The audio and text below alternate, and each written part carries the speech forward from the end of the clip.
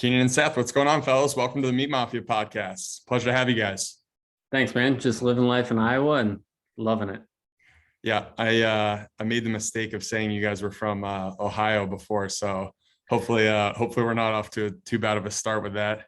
It's acceptable. We did just meet up with some friends from Ohio that run a maple syrup farm, and they just sent me a whole gallon of maple syrup. So we are living high life right now. I love it. I just had some fresh maple syrup. We were at a conference in Colorado, and someone was a maple syrup farmer from where were they? Wisconsin, I believe.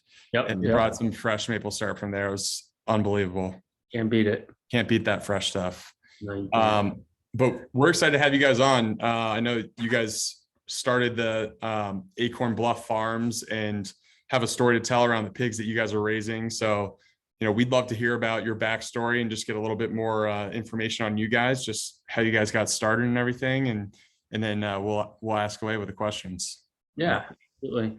So we both grew up, brothers, obviously, in town, away from the farm. But our dad was a veterinarian, so we accompanied him on lots of calls. There was one gentleman who had outdoor pigs that left at that point. Everyone else was in a confinement, so we always went out there and helped him work his pigs. A little $5 at the end of it always made it a little bit of a sweeter deal. But our dad bought cattle when we were I think he was in 5th grade. Yeah. And I was in 1st, and he just bought a few. So we've been involved with the cattle as we went up through high school and through college. But I think it was my freshman year at Iowa State, and he texted me, he was like, "You want to get pigs?" Sure. So we decided we were going to become pig farmers. But we didn't have much land or cash or time, so we weren't going to be doing the standard way of raising pigs. So we went into a little internet dive of what can we do with pigs that's different, that gives us something that differentiates us. And we looked at, a couple different breeds, and is what we came down to. We're like, well, it's got to be breeds, and we're going to be outdoors, because we both worked hogs in confinements before, and it's not a lot of fun. Rough on your knees, rough on your body, rough on your back. I wear a mask all the time. Yeah, you can barely breathe, blow out some great smelling stuff for a day later. So we're like, well, we're outdoors. And he was doing a bunch of research and came up with Berkshires, Mulefoots, and Mangalitsa's. All of them just a little bit different. Berks are probably the most well-known out of the three. Mulefoots are funky because they actually don't have a cloven. They've just got like one hoof. But the reason that they were intriguing to us is they're really prized for their hams, because way back, they used to, and where we're about 20 minutes away from the Mississippi River, and the guys would just load them on a boat in the spring, drive them out to an island in the Mississippi and let them go, and then just leave them all year and come back and get them when it started snowing. I was like, well, that sounds like, minimal amount of work. That's like our kind of deal. But we found some Mangalitsa's on Craigslist up in Minnesota. So we drove up, picked up 7, brought them home, fed them out, took him to the butcher and got him home. I was like, holy cow, this is fantastic. Really? Just unlike anything we'd had. And I was like, all right, I'm sold. And how long did it take you guys to raise that first batch of they're called Mangalites? Well, so they're from the Austro-Hungarian Empire. So the correct pronunciation is like the C in Cyprus. So Mangalisa. But in English, you can't really write that. So it's a TZ or a TS a lot of the time here, but Mangalisa is how you're actually supposed to pronounce it. We picked those up in April of 2016. Yeah, probably. And I think we butchered them January, February. I think it was February. So we had them for 10 months, and they were 2 months old when we got them, which we think those very first ones we had, they had a little crossbred in them. So they grew a little bit faster than the true purebreds that we have now. Gotcha. So yeah, those were like 12, 13 months. The ones that we have now, like the purebred mangas, are 18 months if you're lucky, up to 2 years before they're really full grown, which it's a long time. We picked a tough business to get into in terms of shipping pork that goes bad if you don't get it there within 2 days. And all your pigs have to be 2 years old before you have any product ready for your customers. Wow. But man, is it tasty. And so you started with those and then got into the Berks and other ones after you had kind of mastered the Mangalites, or is that? We only went with Mangalitsa. We were like, this is what we're going with. This is the best meat we've ever had. And we're going with it. So there's things that differentiate those three breeds. So the Berkshires are from England, specific region, prized for their meat because they get a little marbling in there, but they're a lot thinner breed than what we have. The Mangalitsa are a lard hog. So they are really, really fat. I mean, you can take 100 pounds of fat off a pig when it's full butcher weight. Wow. So you get a lot of lard, and it's also really, really good lard. The leaf lard is, I mean, it's spreadable at room temperature. You put it on a piece of toast, have a snack. It's like butter. Wow. It's fantastic. But the thing that separates them is their meat's a lot darker than those other breeds. It looks like beef. It's, I mean, you pull it out, and if you put it in the store, you wouldn't put it with the pork because you're just looking at it and it's just this deep dark red. And then it's got a little marbling in there. So you're going to get that on the pork chops, not a ton on the hams, but you'll get that on the shoulders and the ribs. And what it was really prized for back historically was all that lard was great for cooking, but then they could also cure it and make lardo and just slice it off. And then it was stable at room temperature when there was no refrigeration. Is that a product that you guys are selling, the lardo, or are you guys basically selling mostly the cuts of meat that come off that? We're currently selling the meats and lard. We would love to sell lardo and other cured meats, but the amount of, I mean, you talked about this with just Joel Salatin on your last podcast, the amount of regulation and then capital upfront in order to meet all those regulations in terms of butchering and curing and storing all that is not something that's feasible for us right now. Really? Yeah. I mean, you're looking at like $1 million to start a small butcher shop right now. And that doesn't meet that would allow us to sell in state. That wouldn't allow us to sell cross state lines like we do now. Gotcha. And what sort of things did you guys think that you had like a decent understanding of before you started, but soon found that, you know, maybe you had to like fix your way of thinking when it came to raising these pigs? You don't realize how much things pigs will destroy. They are rough on stuff. Like if there's anything independent they can get to, they will play with it or they will break it. So the first thing we started raising them on, we had this little lot. And so the place he bought was actually homesteaded by the family that he purchased it from. So it's the original farmstead, had a blacksmith shop, a horse barn, regular barn. It used to have a farrowing house. So they did everything on farm. They did it all with horses. But they had this old pig hut out there. It's called a 10 by 20. It's 10 feet by 20 feet, but it's made out of solid oak because that's what they had on the farm. Also, don't chew on it as much as right. Fine. Not what you'd initially think of because it's really expensive wood and people would build furniture and stuff out of it now, but it's what they had available and the pigs just chew everything. So we found walnut, oak, and hedge are what you want to build things for pigs out of because otherwise they're just going to chew it and destroy it in a really short amount of time. The walnut and the hedge are both hard as well, but they have tannins in them, so they're very bitter. So the hog doesn't like them as well.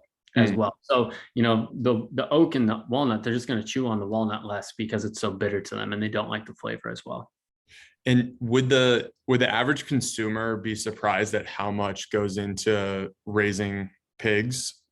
Oh, definitely our pigs. I mean, I talk to people and so your standard pig in the confinement is going to butcher at 6 months old at the oldest. Wow. They are very, very efficient at turning feed into protein and getting it out the door cheaply. Like I said, our pigs are 18 months old, 2 months old. I've told a couple farmers on occasion our feed costs, and it just kind of blows their mind because when our pig takes 4 times as long to get to market, it costs more than 4 times as much because they're also not just gaining 4 times as much weight. It's just they're much less efficient. Our goal is not how quickly can we turn feed and pigs into protein. It's how can we get the best tasting pork. And so it's a little bit different, but we still have to make the numbers work because we can't lose money. Otherwise we won't have pigs for very long. Right. Like the feed efficiency is like halfway between a confinement pig and like a steer. Yeah. So we found on a lot of our numbers and our comparisons, it's almost better to compare it to beef, because of that fact. And describing flavor, I mean, so we're in our first farmers market this year, and it's tough because people are like, what's it taste like? And you're like, well, it's not like any pork you've ever had. And it's not really like any beef you've ever had. It's more like Wagyu, but kind of mild. Like not quite the full flavor, but it's that really moist, melty, just goodness that's in there. I'm curious to know what your guys' favorite cut is off the pigs that you guys butcher. But maybe before you do that, how do you guys go about educating people at the farmers market or just people that come to your farm on why they should be paying extra for your guys' pork? So a lot of our target market we found is people that like to cook, right? They've got to want superior ingredients. And we think we find that at the farmers market, but our first go rounds were not very successful, but we found once we brought out pictures, we have a bunch of pictures of him, bunch of pictures of me, bunch of pictures of pigs, and even more pictures of the meat. And the other selling point is I just go back there and I pull out a pork chop and I set it in front of them. And I was like, well, that's why it's cost more. Like Right. they're looking and they're like, that's not pork. That's too dark. And I'm like, no, trust me, it's pork and it's better than you'll ever have. Like that's just as good as it is. So, I mean, I give them a little bit of the history and they're like, wow, okay, that's way different. I'll give you my little spiel here real quick.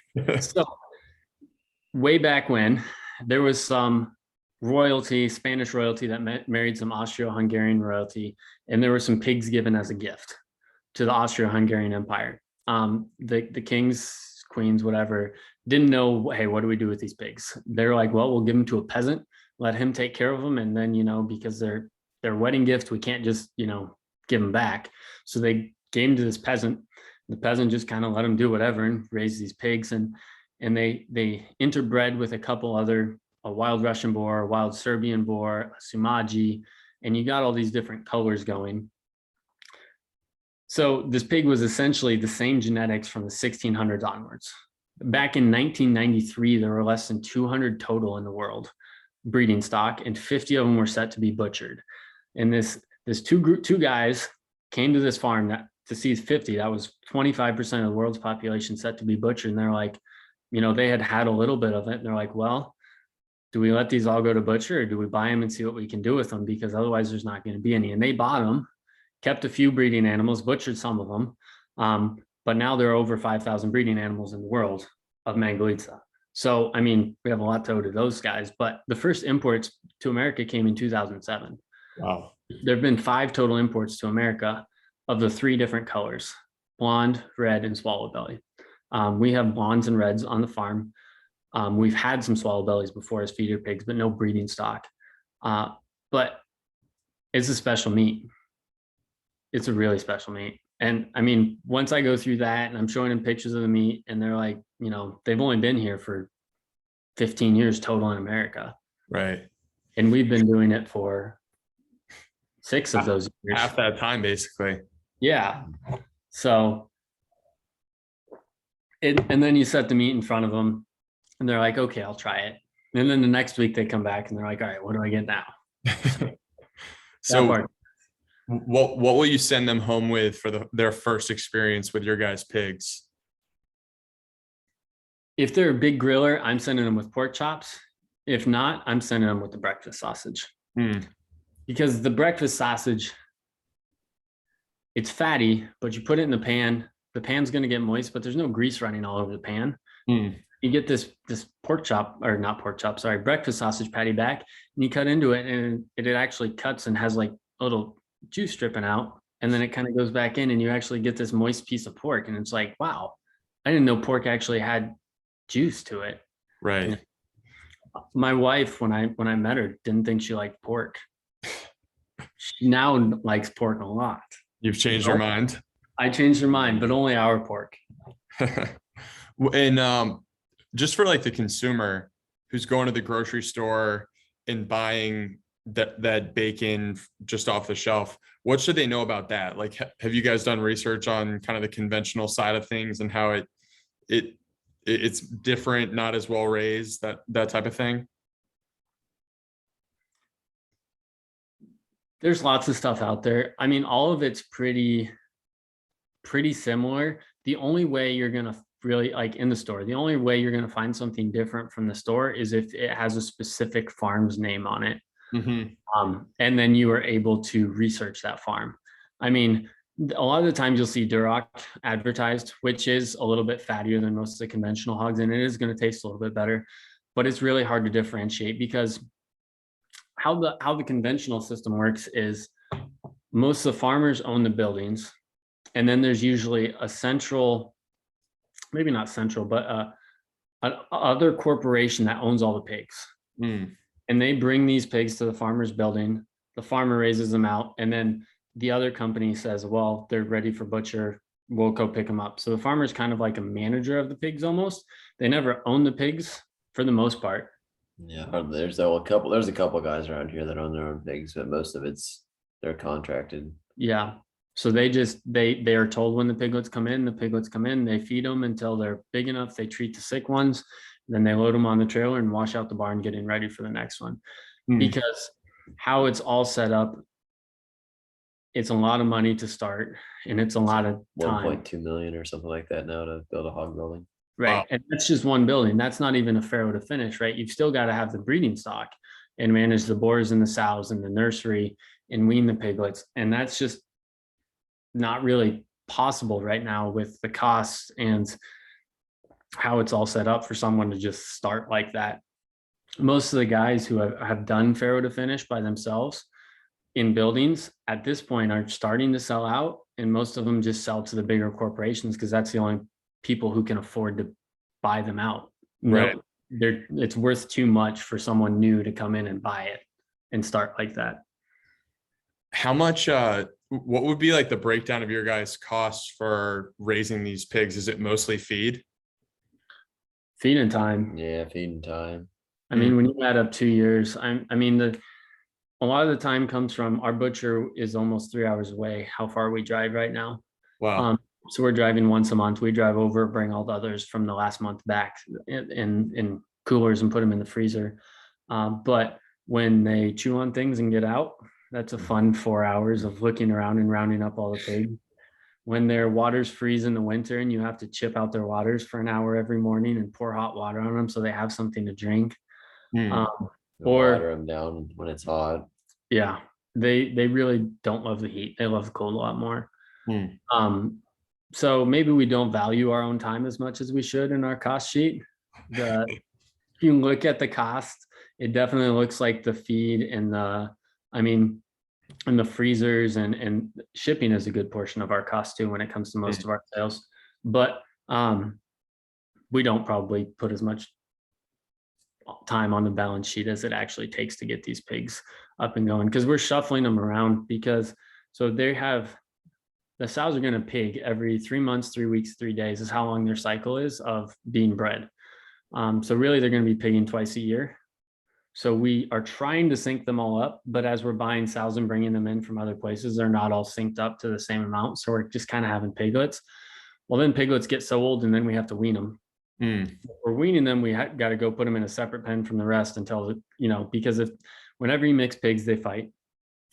And if you go 2 different sizes, the small ones are going to get beat on and it does not go well for them. So just keeping them alive sometimes is tough because they are nasty creatures to each other. Yeah. Like well, I saved one, but I had another one die that got stuck in a mud hole. And if they start squealing, the other ones will kill them. Really? Yeah. I mean, some people say like it's a trait, like if they're in nature, one squealing is going to attract predators and they all attack. But the same thing is true of the sows. If we get in there with piglets, pick up a piglet and that piglet squeals, those sows are all coming after us. Really? Yeah, it is. If you don't have a little practice, even if you do have a little practice, it's not the most fun thing in the world to do that part. So we're trying to set up ways to avoid that. We're buying old farrowing crates, which is where they would put the sow in for the piglets to nurse, and the sow couldn't lay on them, but she also can't move. We're going to take them apart and put those slats where the piglets can get in, but the sows can't, up in little separate areas of the pen so that all the piglets can get in, and then we can snag all the little piglets out without the mamas getting to us. But both working full time and then managing 120 pigs on top of it is sometimes maybe a little bit more than we should have bit off. How many acres are you guys raising those pigs on? What does that look like? Pigs are on about 4 acres, all said and done. We are expanding. We have some other places we'd like to put them. But being an old farmstead, there were fences in there, but the fences weren't always well maintained. So the fences currently won't hold a pig in. But we also don't just want to build a new fence because there's too many trees in there. So we're gonna have to pay some bulldozers to come in and clean out all the trees in the fence line, and then we'll put our new ones in, and then we'll replant. We've already replanted. We've put in a lot of oaks and hickories on part of the farm, but we want to put them in the middle, so that way the pigs will have shade. We can get the nuts, let the pigs eat, and really build up from there. But right now we expanded quickly. And we're finding out, like, man, we have some infrastructure needs. We've got to get more places for them to be. And do you rotate them? Like I had my first pig experience this past weekend. I was out on a farm in Colorado, and we were moving them from pen to pen, and had some funny stories to tell about that. But they were kind of moving them around a little bit. Yeah. Yep, we do some. We would definitely are hoping that this infrastructure will allow us to do more, because they do that. They tear the ground up if you let them stay in the same spot. Yeah, they're a lot harder on ground than cattle are, since they root around and create wallows and stuff. So Right. So yeah, we're working on a pasture mix once this infrastructure is done, hopefully within the month, and then we can start everything on a much more regular rotation, because they're rotating now. We move them as we're, when we wean some pigs, we're going to put them in a new pen, and we're going to rotate everything around a little bit and get them on new growth and stuff. But it's just not as often as we like. Yeah. We don't have this. Everything's not perfect in our minds. The pigs aren't quite as good as we want them to be. They're really good, but we want them to be better. Yeah. Do you guys have any good stories about from 2016 until now about raising pigs? I mean, they seem like such entertaining animals. You guys have got to have some sort of story. I'm gonna go get a pig right now. oh yeah, we have a bottle pig. Oh yeah. Go ahead, sorry. No, go ahead. So this Penelope, as we call her and her siblings were born in a pen with some pigs that are a couple, I don't know, almost a month older probably, and they basically just bullied them because they're small. So she's now living in my kitchen. Yeah, living in Keenan's kitchen. Yes, let's get her a bottle, and then I'll oh yeah. She's just been chilling under a heat lamp and in a dog kennel in the kitchen. Wow. And how old is she? She will be a week old tomorrow. Or at some point during the night, I should say, because she was there in the morning when he checked them, but she wasn't there the night before. So not exactly sure. She was there the night before, but they were out running around. So that's Wednesday night. Yeah. So she's a week old today then. So at this stage, she would be still nursing. Oh yeah, we usually take them to 8 weeks. Wow. They're little stripes. That's a Mangalitsa trait. They'll have those for about the first 2 months of their life, and then those racing stripes will go away. Really? And she is just pooping, eating, and sleeping. That's about it. And how much smaller is she than the rest of her breed or litter? Sorry. They would be about. So she came out the same size, but ideally she'd have about 5 more pounds right now if she was still her mom. She's not eating quite as often as we'd like, or quite as much. She's getting better. But she also, in switching to formula, had a little bit of digestive issues that are sorting themselves out now, but it made it a little rough for her to try and gain weight when she was losing so many liquids. Wrap her up again so she doesn't poop on me. Come on, Penelope. So you guys, when you have a litter, what does a typical litter size look like, and how many pigs actually make it? Because I know there's often oftentimes like not all the piglets make it. So that's where the outdoors part really changes things. The reason they went to those farrowing crates is they actually have better rates, like lower rates. Survivability rates. Yeah, higher survivability rates than outdoor pigs. The average Mangalitsa in America averages 7 alive on the ground. Mm. Outdoor pig death loss rates are approximately 30%. Wow. We're better than that. It kind of depends on the weather too. If they have them on a, like we had one when it was really rainy, and she of course had them in a mud puddle, and so then they got colds, and you had to try and rescue them out of the cold, you know. Right. But if you go indoors into a crate, they can get the rate as low as 10%. Mm. We're at about 12 to 15 outdoor. Well, we had been up until this one, which had been really, really good for us. We were quite proud of that fact. But we're hoping to have some separate pens after we do this building fence projects. That way we can separate all the moms and let them have plenty of space to do it by themselves and not be bothered by other piglets. So we don't run into this issue again. Yeah, sometimes like more than one sow try and squeeze into a shelter, and then they'll lay on the piglets or. Yeah. Right. And the other thing is the sows are less mobile the older they are.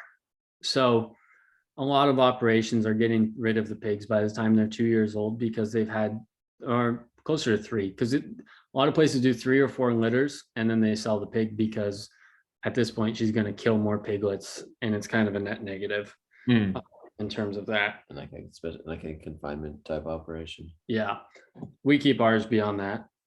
We've yet to determine an exact age where we think, oh no, it's worse to keep her because she's going to kill more piglets. Right. We haven't determined that yet, but we've also had some pretty good mothers. Yeah. Other than her mom, which her mom was a first-time mom, so it's a little excusable. She didn't know, and she was in a pen with other pigs, and they were all hot. So, but other stories.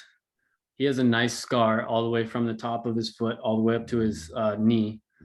Because we use sorting panels to sort them because they're solid. You put it down in front of the pig and they think it's a solid wall and they run through it. Well, this one decided it was going to run through it anyway. And this pig was about 420 pounds and Seth is not. So the pig won. Wow. And what is 420 pounds full grown, or is that? Yeah, it was over. That was a little too fat. We're shooting for like 350 to 380 as full grown for these pigs. Because we want about 260 to 280 on the hanging weight. Okay. A standard hog is going to come in right around 200 to 220 on hanging weight. So we're bringing them real fat, and then because we want the lard. Yeah. And how much of that is actually lard on the hanging weight? Well, of the 2 kinds of lard, on the leaf lard, you're still only looking at like maximum of 20 pounds per pig. Absolute max. And then you're looking at like maybe on a really fat one, like 70 to 80 pounds of back fat lard. I mean, there's more of it if it's raw lard, but once you do that, plus you also put some of the fat into the sausage to mix. But yeah, we're getting a lot of lard on each hog. And will you guys use the entire pig when you butcher it, like nose to tail type of butchering? We use everything the butcher lets us. Yeah. Our current butcher does not do skin on because that involves scald and scrape and is time consuming and expensive, and we're kind of the only customers that want that from them. So we don't get the head back. We do keep the jowls though. Jowl bacon is absolutely fantastic. Really? It is better than belly bacon. I don't know why people don't eat more of it. What makes it different? So bacon, you get the real sharp contrast between the fat and the meat, right? You know, a lot of times that meat's really salty, really sharp, and then the fat's just that really creamy goodness. But the jowl is just smooth. You don't get as much of the contrast, but also if you look at it, it actually looks more like that Wagyu, where you just get that meat interspersed with that fat, and it's just so smooth. Wow. Do you guys know anyone else who's breeding these types of pigs, or at least in the US? I know of people. I don't know specifically people. We had one guy that was, and he sold out, and we bought most of his stock. But I haven't interacted too much with other people breeding these animals, in terms of knowing specifically. So we got the sows from and that boar from Michigan. Yeah, we went up just north of Chicago on the Michigan side for our first breeding animals. Got those from a small herd. We've gotten some breeding animals from Texas and some from Illinois. But it's touch and go on the breeders. I mean, a lot of them are small herds. Yeah. A lot of them, like us, haven't necessarily had a bunch of experience with pigs before they buy them. Right. That means sometimes, they get them and shortly thereafter they're trying to get rid of them. Right. But we're just happy to have them and happy to eat them and trying to raise them as tasty as we possibly can. And you guys, I imagine that makes it a little bit harder to figure out, certain problems with raising the pigs if that breed isn't as well known or as, abundantly bred. What sort of things have you guys just naturally figured out? I'm sure you guys are probably, even if you realize it or not, some of the more advanced people in terms of breeding this in the US. Well, a lot of it is we come up with a problem and we go ask. So all the old farmers around here used to have pigs when they were little. Right. Hogs up until like the mid 90s. And then they're like, market crashed. That's too darn hard on my body. And they tell stories about how hard they used to have to work. And I'm like, wow, good thing I picked this. This is fun. But a lot of time we just, I mean, a lot of our equipment we bought from two different guys like that, where they had all the equipment because they used to do it that way. And they're like, I am never doing that again. You can take all you want. Here's a really good price on all the equipment, because otherwise it's just going to sit in my backyard. Right. But then we go to them and we're like, all right, what do we got to do? And sometimes they offer advice and sometimes we listen to it and sometimes we don't. Sometimes we should have. Yeah. But our big thing is we can use electric. We're putting solid fence up all the way around the outside because we have chase pigs out of a cornfield and it's no fun. And so what made you guys choose pigs instead of, because you guys, would you consider yourself first generation? I know you said your dad owns some cows, but kind of. So originally our family, there were two brothers in Pennsylvania that moved out to Iowa for the good farmland and for a good church. Every single generation going back to them has farmed. So our grandparents grew up on a farm. Our dad farms now with the cows and we farm.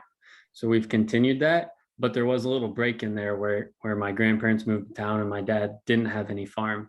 So we're first generation pig farmers, but we're not necessarily first generation farmers. And you guys said your father's raising cows now. What would something that a farmer would like? Farmers obviously know the difference between the intensity of raising pigs versus cows, but I think the consumer is probably very much not up to knowing what goes into it. What's like the biggest difference? Cows are nicer. Just easier. I mean, we rotate them pretty heavily. Yeah.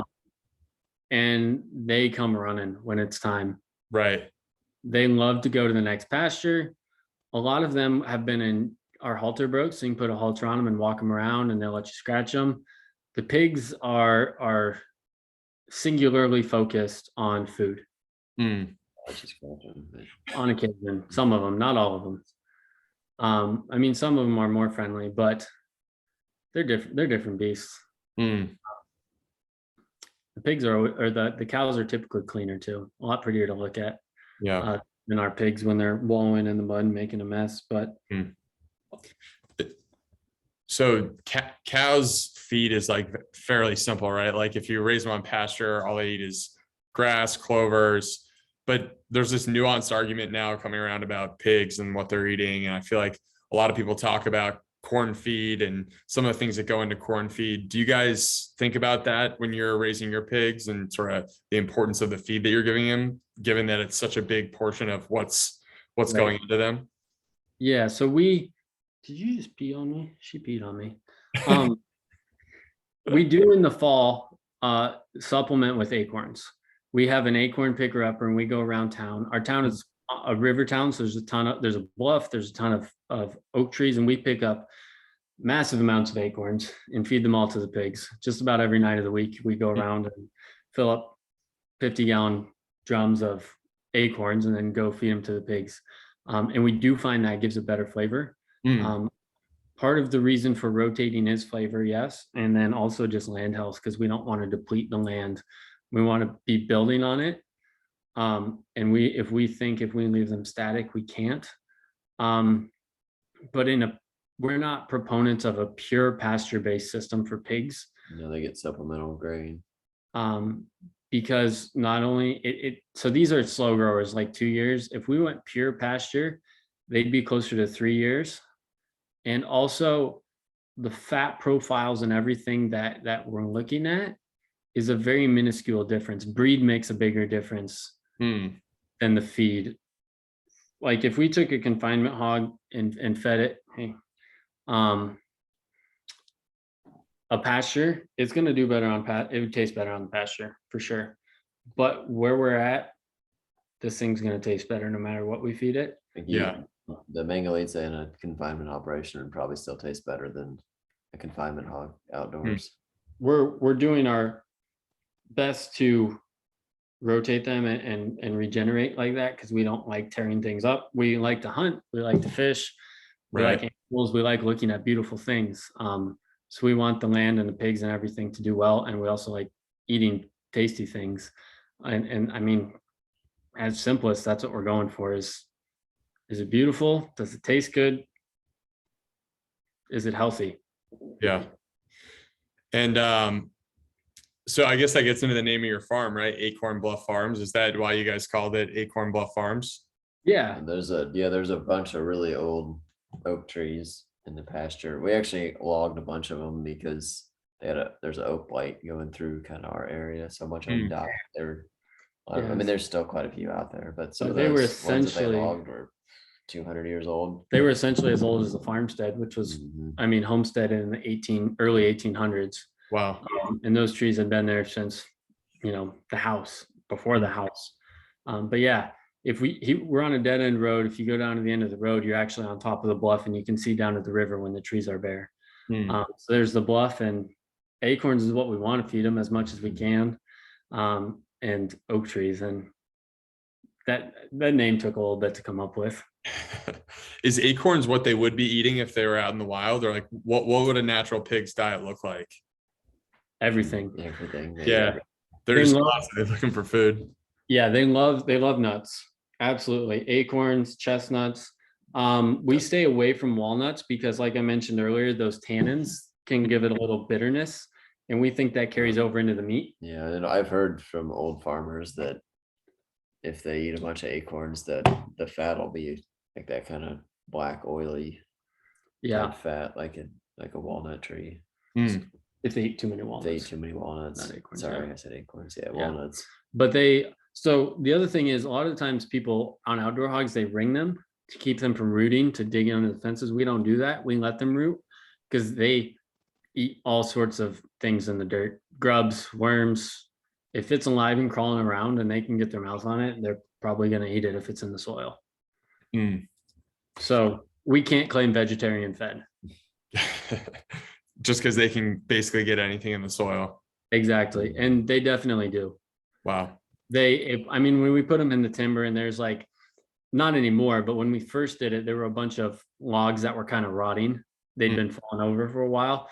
The pigs dug into those things first thing. They came over and just started tearing them apart and going after all the grubs in there. Very good protein sources for them. And you guys mentioned the butchering process before.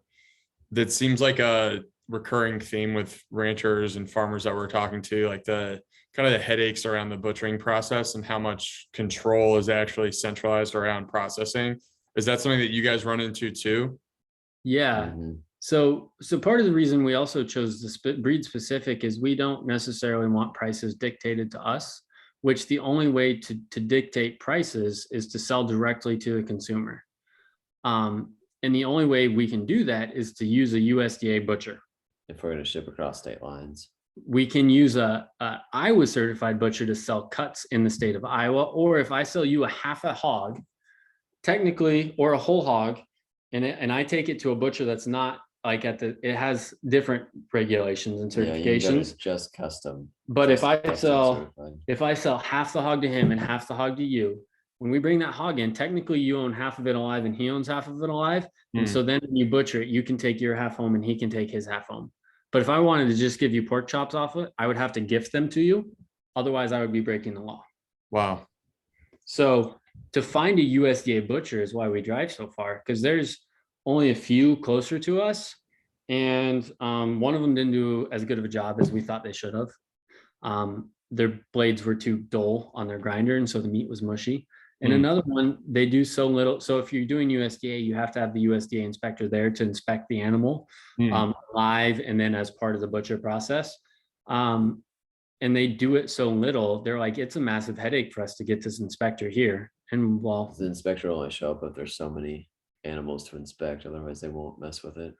we're like, we're not trying to create headaches for you because you're just a butcher and you just want a butcher. So we're not going to bother you with that. The one we used, we liked, wish they were closer.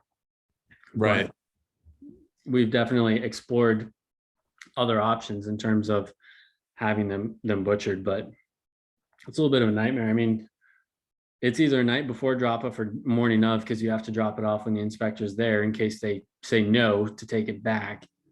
So he drops them off at 7:30. At 7:30, but it's a 3-hour drive. So wake up at 4:30 in the morning, drive them over. Got it. So you guys mentioned the vegetarian labeling. Is there anything on the labeling side that you guys see as kind of deceptive to the consumer that maybe makes the consumer think that the pig's actually healthier when maybe that's just like not the case? I think vegetarian fed is probably the biggest one. I mean, all confinement hogs are vegetarian fed. Not necessarily. Okay, yeah, sometimes there's animal fat And protein and stuff. and protein. Like I know even on like cattle, there's fish meat a lot of times in cattle feed.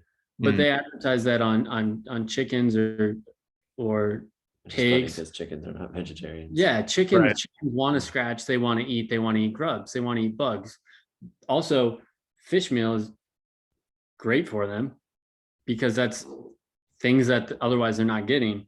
Pigs, same way, they want to dig and they want to eat. Like that's their natural state. So to make them vegetarian is actually twisting their nature and it's not better for the pig or for you. Yeah, I feel like that's a very common thing with the labeling that get like, you know, vegetarian is now this like green label type of thing for humans where vegetarian diets are perceived as healthier. So then it just gets coerced and transformed to how we think about our own food. Or like they'll say like hormone-free chickens. Well, there's no approved hormones for growth hormones for chickens, so they're all hormone-free. The Interesting. only ones that have hormones are if they've been treated for something else. No, there's no growth hormones legally allowed for chickens. Yeah, I find a lot of this like deceptive branding and labeling to like be very confusing for the end consumer who's just trying to get like the healthiest animal possible. Right. And then, I mean, at the farmer's market, you walk around, there's a couple other people selling pork and one of them just says non-confinement, vegetarian fed. And I was like, well, what does that mean? How do you, I mean, the old confinements are, I mean, similar to pasture, but not quite, but they're definitely, I mean, the pigs get sunlight. The other thing is when they switched to confinement, when they switched to confinements, they ran into a lot of problems initially because they didn't know that the pigs got things. They ran into a lot of vitamin D deficiencies because they didn't know the pigs got so much vitamin D from the sun. They didn't know they got so much iron and stuff from rooting in the soil. So we don't supplement anything. They do. Yeah. I don't know everything they do. There's vitamins in the supplemental grain. But So you guys decided to go the direct to consumer route and go through the USDA processing facilities. If people are looking to get a hold of you guys and figure out, more about what you guys are doing or order from you guys, where should they head to? website is the best place, acornblufffarms.com. We just launched a subscription box, which would give them the best deal in terms of free shipping. And it's going to give you your best cost to weight ratio, and it's going to give you a great mix of cuts. Technically, if you Google us, my phone number comes up, but I rarely answer it. Please email instead. I will respond to those, but not to phone calls because I have way too many. And then interact with us on Twitter. That's our biggest spot.